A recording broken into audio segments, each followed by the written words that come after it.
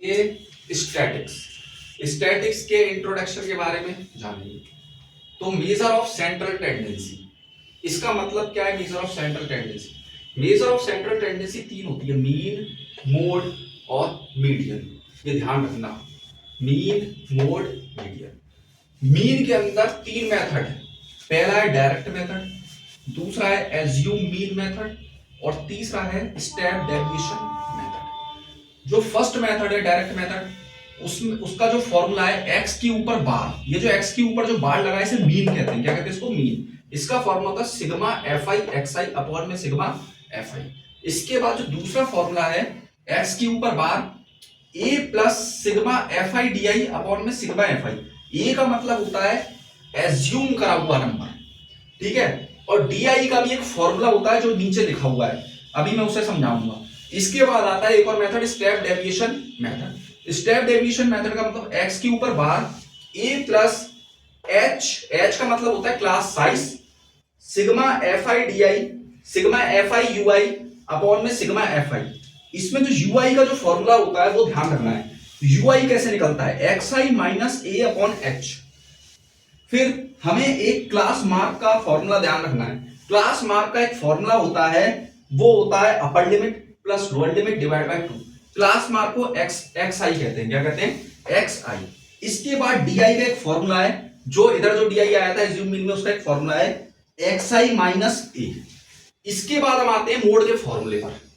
Mode का जो formula होता है वो होता है L plus F one minus F zero upon में 2f1 minus f0 minus f2 into H. अब ये जितना भी लिखा हुआ है इसका क्या मतलब होता है?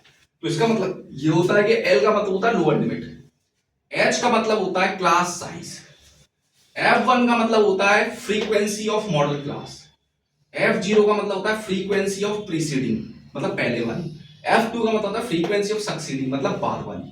ठीक है, अब इसको समझने के लिए एक एग्जांपल हमने लिया है। जैसे क्लास इंटरवल क्या होती है?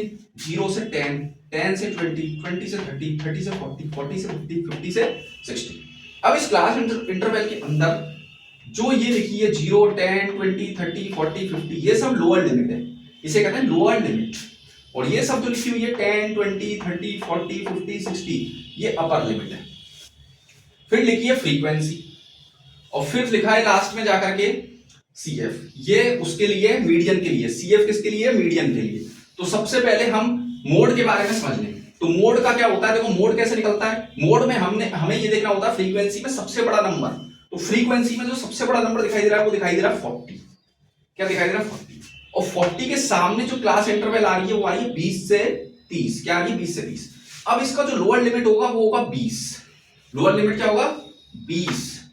और F1 क्या होगा इसका जो F1 होगा वो होगा तुम्हारा 40 और इसका जो F0 होगा वो होगा 30 और इसका जो F2 होगा वो होगा 16। ठीक है, और H क्या होगा? ये जो H लिखा हुआ है, जैसे ये 20 और 30 है, 20 और 30 के बीच, 20 और 30 के बीच में कितने का डिफरेंस है? इनके बीच में 10 का।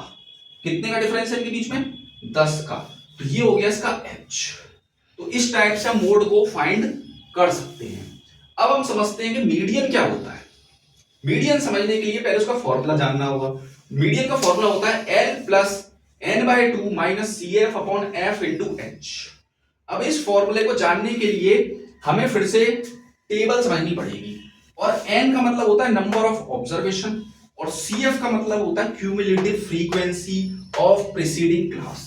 अब CF होती क्या चीज है इसको समझना पड़ेगा, इसको बनाना पड़ेगा।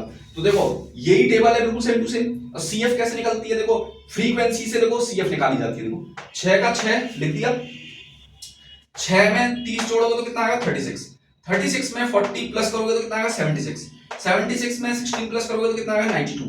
92 में 4 प्लस करोगे तो कितना आएगा? 96। 96 में 4 प्लस करोगे तो कितना आएगा? 100। अब मान लो इस 100 को तुम्हें वेरीफाई करना है ये सही है कि गलत है। तो इसे वेरीफाई करने के लिए इसका टोटल कर लो। ये जितना भी टोटल है, अगर इसका 100 आ रहा है तो ये वेरीफाई है तुम्हारी। ठीक है, तो ये तुम्हारा हो गया मीडियन। ठीक है, इसके अलावा मीडियन ऐसे निकालते हैं। अब इस फॉर्मूले के अकॉर्डिंग कैसे होगा वो देखते हैं। देखो इसके अंदर मीडियन के अंदर ना बड़ा नंबर से मतलब नहीं होता, हमें ये देखना पड़ता है कौन सा नंबर बीच में आ रहा है। अगर इधर से 2 नंबर हटा दिए जाएं और इधर से 2 नंबर हटा दिए जाएं तो बीच में 2 नंबर बच रहे हैं 40 और 16। अब 40 और 16 बच रहे हैं, इनमें से हम कोई भी ले सकते हैं। अगर मान लो हमने ये बड़ी फ्रीक्वेंसी वाला नंबर ले लिया यानी कि 20 से 30, तो इसका एल क्या हो जाएगा 20, ठीक है। इसका एन क्या हो जाएगा, एन होता है 100। ये क्या चीज है, ये जो लिखा हुआ है यही एन है, ठीक है। तो ये हो जाएगा इधर 100। सीएफ क्या होता है, सीएफ अगर तुमने 20 से 30 ली, 20 से 30 के सामने लिखा हुआ 40, तो सीएफ ये वाला नहीं होगा कभी भी। 76 से जो ऊपर आ रहा है, क्योंकि यहां पे लिखा है प्रीसीडिंग क्लास, 76 से जो ऊपर आ रहा है 36, यानी कि 36 होगा यहां पर सीएफ। 36 तुम्हें सीएफ यहां पर यूज करना है इस जगह, ठीक है। और एच, इन दोनों के बीच का अंतर कितना चल रहा है 10, तो इधर 10 लिख देना है, ठीक है। इससे तुम्हारा पूरा मीडियन फाइंड हो जाएगा, ठीक है। इसके बाद आते हैं, एक लास्ट फॉर्मूला है कि अगर तीनों के बीच में रिलेशन हो measure of central tendency, mean mode median में, तो उसका क्या फॉर्मूला बनेगा। तो उसका जो फॉर्मूला बनता है वो बनता है 3 median equal to mode plus 2 mean. ये फॉर्मूला भी ध्यान रखना है, वेरी वेरी इंपॉर्टेंट है ये। Thank you so much.